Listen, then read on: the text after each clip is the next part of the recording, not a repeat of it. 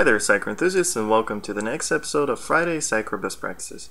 My name is Vasily Fomichev, and I'm a Sitecore Technology MVP. In this episode, I'd like to talk to you about security. I'd like to give you a couple tips, two things that I believe Sitecore security starts with. One of the first things that you want to do to your Sitecore instance once you stand it up, especially if it's a production instance. So the first one has to do with the default admin user account. Now, as we all know, Sitecore comes with a default account, default system account, system administrator account with the username admin. And the password is B as in Bravo. Now, you can think of this account sort of like a more of a root user in Linux, or an administrator account in Novell, if you remember those days. And the reason why I mention that is because the admin user account in Sitecore, the default admin account, is not like any other local admin account that you'll create manually in Sitecore. This administrator account has elevated privileges. It'll have more privileges than any other admin account that you can create using the user interface, user editor in Sitecore. So it is very dangerous if someone gets a hold of that account, right? Now, knowing that it's an admin account with the username admin, all we have to do is now just simply guess the password. So we're halfway there, which makes that account is that much less secure. So what I recommend doing is simply either changing the password, which is the bare minimum. So this is something you can do in the user editor. You specify the old password B, change it to the new password. And on top of that, I also recommend disabling this account. Now, I'm not going to do that because I'm logged in as an admin, but to disable it, simply choose the admin account in the user manager and click the disable button in the ribbon. So that disables the user altogether. You can re-enable the user at any point if you need special privileges. However, what I find, the manual admin accounts that you can create in the user manager have all the rights that you need in Sitecore, and the user manager is really sufficient to add and assign any type of access that you need. So that's the first tip. Now, the second tip has to do with the Sitecore login. Now, notice this is a clean Sitecore install, and notice that I'm using the HTTP protocol. This is not an HTTPS protocol, where S stands for not secured. It used to stand for SSL, now it's a TLS. HTTPS secured really is the HTTPS secured abbreviation, but the S really underlying meaning of the S was using an encryption protocol, which secures the data that you type into the browser and then submit in the form, for instance.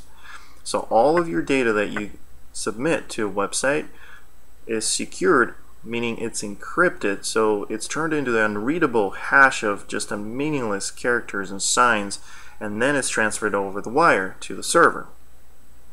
Now, since I'm not using this here, and I'm just using a simple plain HTTP protocol, and this is actually where content authors should really pay attention, and something to keep an eye on your Sitecore solution when you log into Sitecore. Check it out and see if your login is secured with HTTPS or not. And here's what happens if it's not.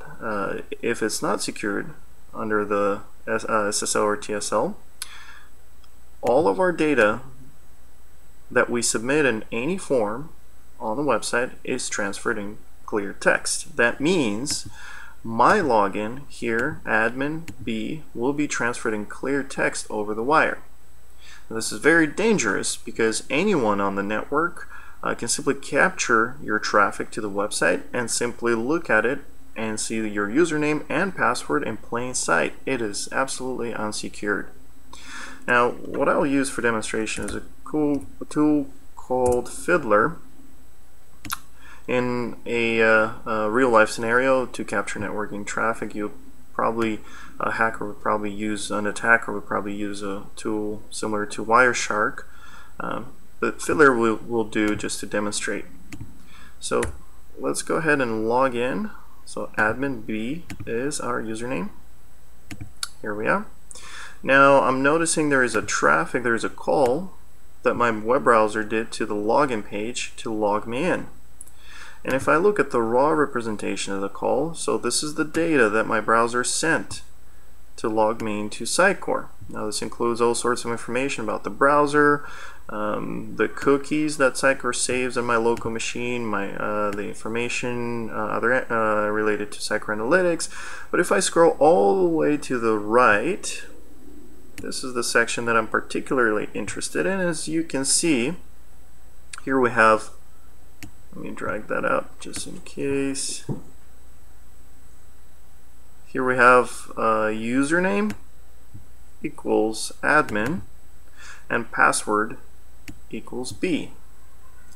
As you can see, it's in clear text, and anyone with access to the network is capable of capturing this type of data. Now, think about this. Let's say Sitecore has local user accounts, and if someone captures your local Sitecore user account, depending on your level of access in Sitecore, the damage is limited only to Sitecore. However, if you're logging into Sitecore using your Active Directory account or single sign-on or any other type of authentication that integrates Sitecore with any other systems, now once they've captured your username and login, not only you've compromised access to Sitecore, you've also compromised access to other systems where that username and password is used. So if it's Active Directory, all of the systems that you use, all the systems that use Active Directory are now compromised to the level of access that your account has. So this is definitely something to think about. And as we all know, the statistics show that most of the attacks on websites happen, or really hacks, happen from the inside. I hear often that, hey, our Sitecore server is on the internal network. We don't have anything to worry about. We don't need to secure it. Well, like I said, most of the attacks happen from the inside. So it makes it that much more important to secure it. So what I suggest doing is securing the entire CMS under HTTPS. So putting an encryption not only on your delivery servers, but also on your content authoring servers. The drawback, the latency that the encryption protocol, the overhead that it causes to your request is so minimal anymore. It's very trivial. So especially when you start weighing the cost benefit of enabling that security, the benefit definitely outweighs the cost in this case. Just thinking about what could happen if someone, for instance, got a hold of an admin Active Directory account. So here you go. A couple tips for today: disable your admin user, change the password and disable the admin user, and make sure that your login page and really your entire authoring environment is secured under HTTPS. So hopefully you liked this tip, and if you did, give me a thumbs up, subscribe to my YouTube channel, and for more tips like this, check out cmsbestpractices.com, and I'll see you next Friday. Over and out.